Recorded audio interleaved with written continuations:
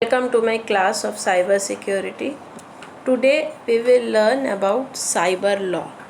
But in order to arrive at an acceptable definition of cyber law, we must first understand the meaning of the term law. Simply put, law encompasses the rule of conduct that have been approved by the government, which are in force over a certain territory and which must be obeyed by all persons on that territory. Violation of these rules will lead to government actions such as imprisonment or fine or an order to pay compensation. The term cyber or cyberspace has today come to signify everything related to computers, internet, website, data, emails, network, software, data storage devices such as hard disk, USB disk, etc., and even airplanes, ATM machines, monitors, biometric devices, Bitcoin wallets, cars, CCTV cameras, drones, gaming consoles, health trackers, medical devices, power plant, self-aiming rifles, ships, smartwatches, smartphone, and much more. Thus, a simplified definition of cyber law is that it is the law governing cyberspace. In this presentation, the contents are introduction, need for cyber law in India, cyber crime, offences and laws in cyberspace, cyber law amendment, and conclusions. What is cyber law? Cyber law is the law governing cyberspace. Cyberspace is a very wide term and includes computers, networks, software, data storage devices such as hard disk, USB disk, etc., internet, websites, email, and even electronic devices such as cell phone and ATM machines.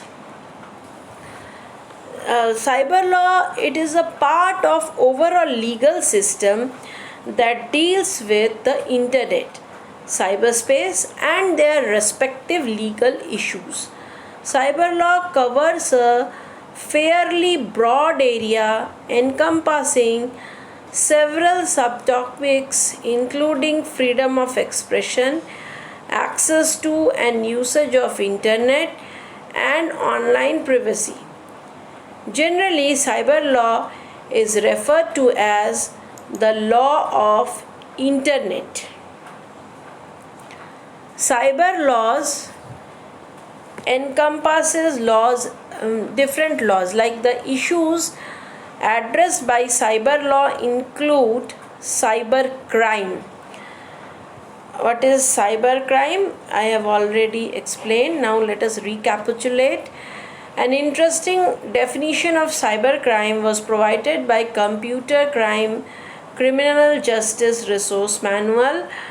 According to the manual, the cybercrime covered the following: computer crime, that is any violation of specific laws that relate to computer crime.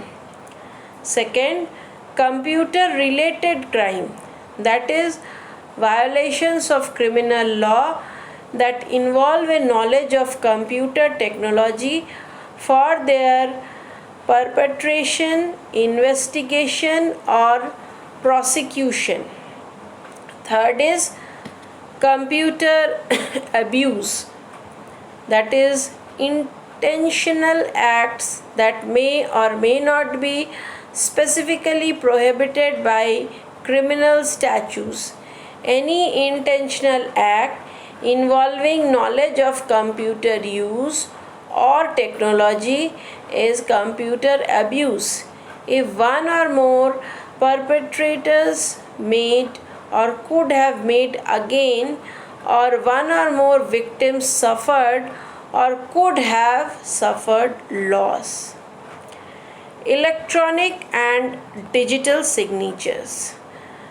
Electronic and digital signatures fall under the term electronic commerce or e-commerce, which is used to refer to electronic data used in commercial transactions. Actually, it addresses issues of data authentication by electronic or digital signatures. Then the next one is intellectual property. Intellectual property is in as much as it is applies to cyberspace. This encompasses copyright law in relation to computer software, computer source code, website, cell phone content, etc. Software and source code licenses. Trademark law with relation to domain names, meta tag, mirroring, framing, linking. Semiconductor law, which relates to the protection of semiconductor integrated circuit design and layout. Patent law in relation to computer hardware and software law. Next is data protection and privacy. Data protection and privacy laws address legal issues arising in the collecting, storing, and transmitting sensitive personal data by data controllers such as banks, hospital, email service provider, etc. Now, what are the need of cyberclaw? Why do we need cyberclaw? The first question that comes under mind, that whether there is a need for a separate field of law to cover cyberspace. Isn't conventional law adequate to cover cyberspace? Let us consider cases where so-called conventional crimes are carried out using computer or internet as a tool. Consider cases of spread of inappropriate materials, criminal threat delivered via email, website that defame someone or spread racial hatred, etc. In all these cases, the computer is merely incidental to the crime. Distributing pamphlet promoting racial enmity is in essence similar to putting up a website promoting such ill feeling. Of course, it can be argued that when technology is used to commit such crimes, the effect and spread of crime increases enormously. Printing and distributing pamphlets even in one locality is time consuming and expensive task, while putting up a globally accessible website is very easy. In such cases, it can be argued that conventional law can handle cyber cases. The government can simply impose a stricter liability by way of imprisonment and fines if the fine is committed using certain specified technology. A simple example would be stating that spreading inappropriate content by electronic means should be punished more severely than spreading it through conventional means. Now, we further learn in detail what is the need of cyber law. Cyberspace is an intangible dimension that is impossible to govern and regulate using conventional law.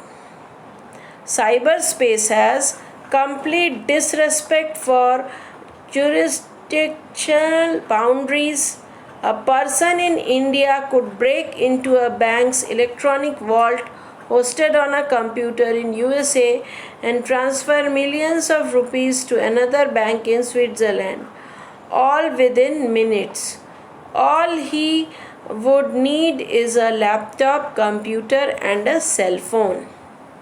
Third, cyberspace handles gigantic traffic volumes every second.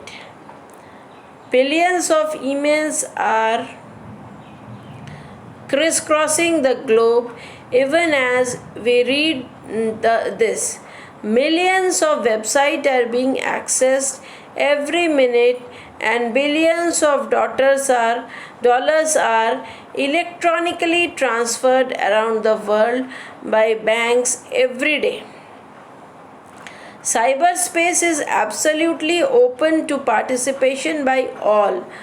A 10-year-old in Bhutan can have a live chat session with an 8-year-old in Bali without any regard for the distance or the anonymity between them. This is the comparison of different countries, which shows how the cyber law is affecting those countries. Cyber laws in India.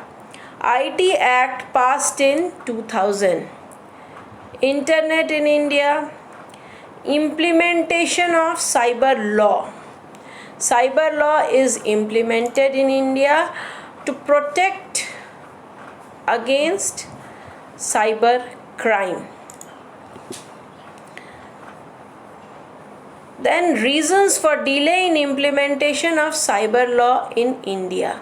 There are different reasons for delaying in the cyber laws in India. IT law doesn't consist a separate area of law, rather it encloses aspect of contract, intellectual property, privacy and data protection laws. Intellectual property is a key element of IT laws. The area of software license is controversial and still evolving in Europe and elsewhere. This justifies the need for cyber law. As cyber law covers all transactions over internet, it keeps eyes on all activities of internet. It touches every action and every reaction in free space. In cyberspace. Now we will learn about IT Act 2000. This act is being made as cyber law. The primary source of cyber law in India is the Information Technology Act 2000, which came into force on 17th October 2000. The primary purpose of the act is to provide legal recognition to electronic commerce and to facilitate filling of electronic resources records with the government. The IT Act also penalizes various cybercrime and provide strict punishments. Important terms up to 10 years, imprisonment term up to 10 years and compensation up to rupees 1 crore. The IT Act was amended by the Negotiable Instrument Amendment and Miscellaneous Provisions Act 2002. This introduced the concept of electronic checks and truncated checks. Information technology, that is use of electronic record and digital signature, rules 2004 has provided the necessary legal homework for filling of documents with the government as well as issue of license by the government. How the countries are affected, have a look. The Epic Tura operation, the distribution of top affected country by IP victim. See, the India is much lower position in this graph. The most badly affected country is France. Now, cyber crimes. What are the types of cyber crimes? Cyber crimes are done against person. Cyber crime is done against property, and then cyber crime against government.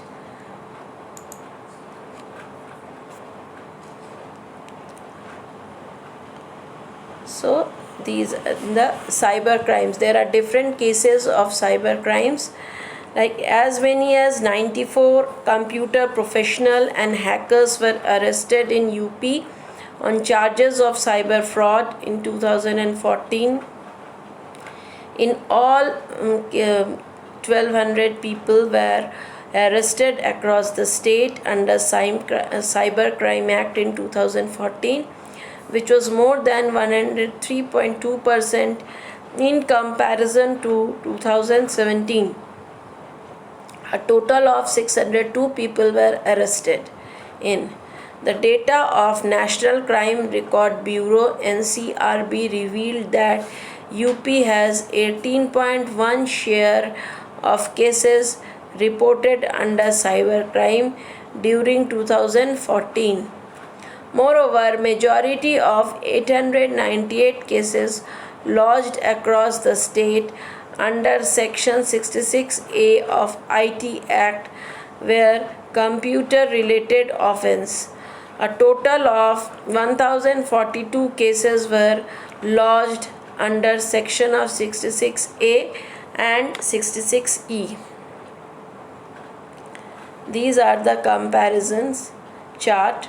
All India cybercrime cases registered under IT Act.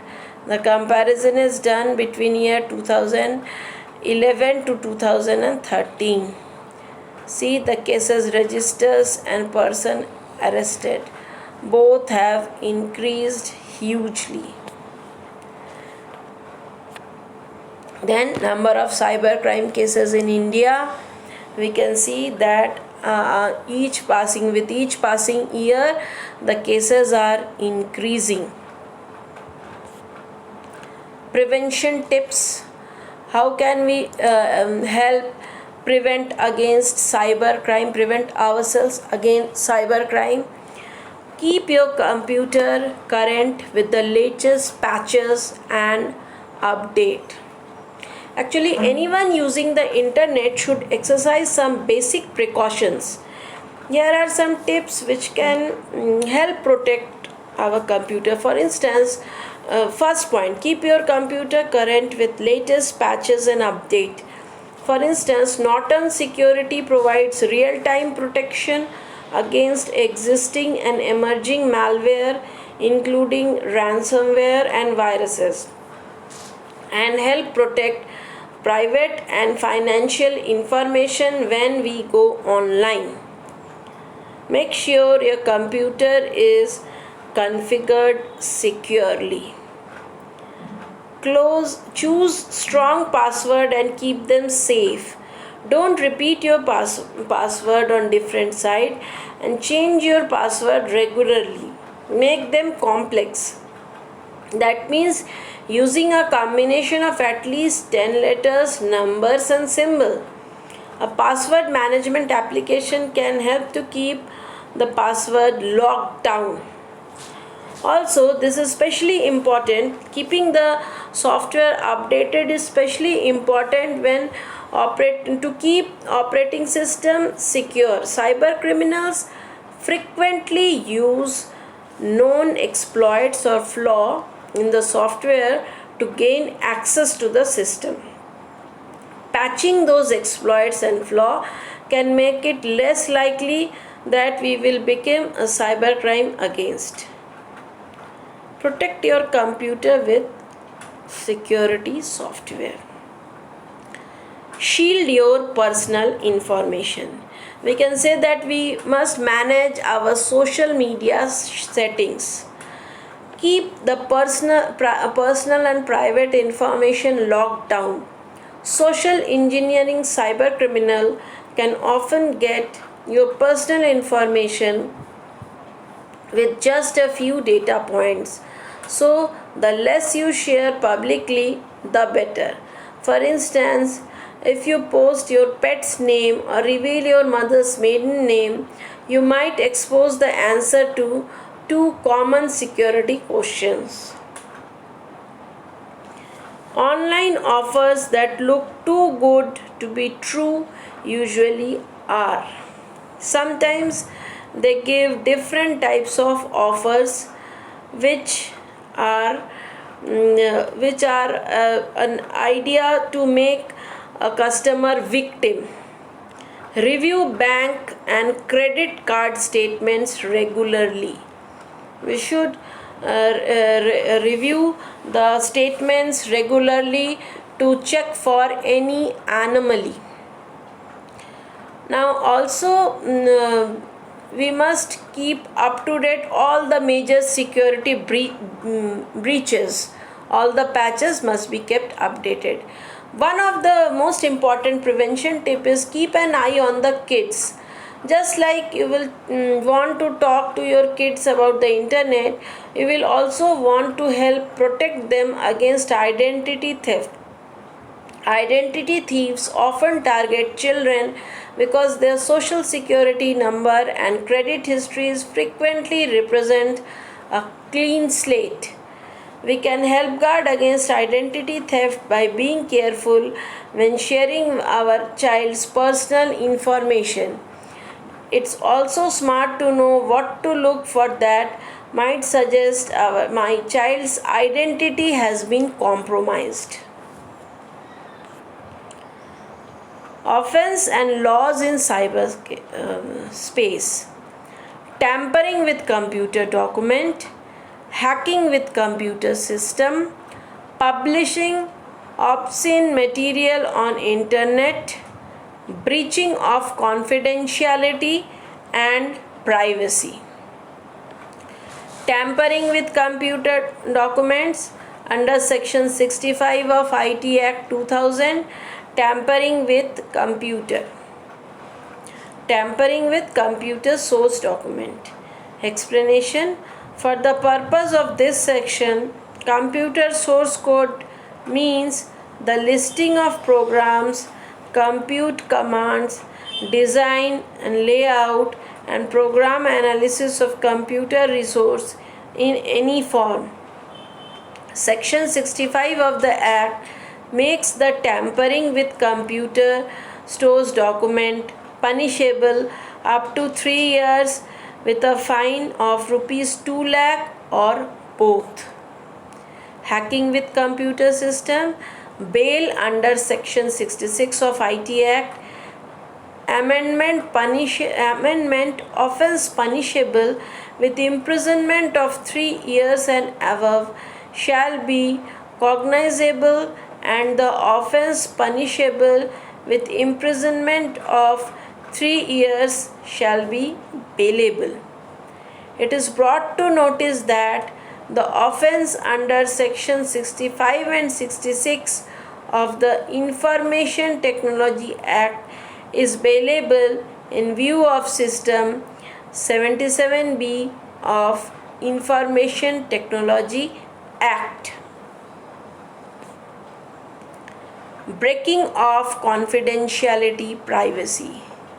Any person who, in pursuance of any of the power conferred under this act, rules or regulation made thereunder, has secured access to any electronic record book, register, correspondence, important document or other material without the consent of the person concerned, discloses such electronic record, book, register, correspondence, information, document or other material to any other person shall be punished with imprisonment for a year, which may extend to 2 years, or with fine, which may extend to 1 lakh rupees, or both.